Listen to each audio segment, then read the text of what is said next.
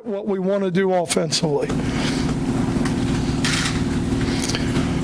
Coach, is there any changes to personnel or scheme in this year's secondary, and is it up to Jake Ryan to lead the defense on the field? I think that's one side of the ball. We have more seniors and a lot of guys who have played a lot and a lot of guys with experience. So from that standpoint, I wouldn't put it all on Jake. Frank Clark's played a lot of football.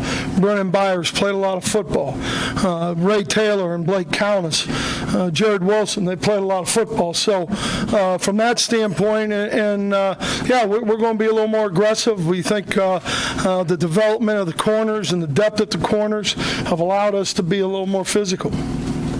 Coach, are you seeing the have a skill set that we think is pretty good. And the other part of that, having Drake Johnson back is a real plus. Hey, Coach, I'm just curious to know, how is the development of your young wide receivers group going and the transition into a new offensive system?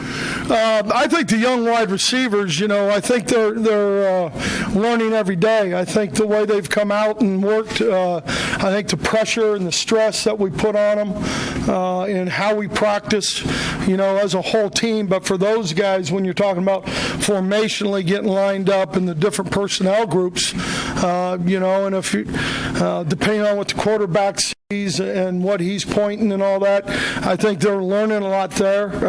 I think, if you with Devin and J.U., Amara coming back is a real plus for us. He's had a good camp so far.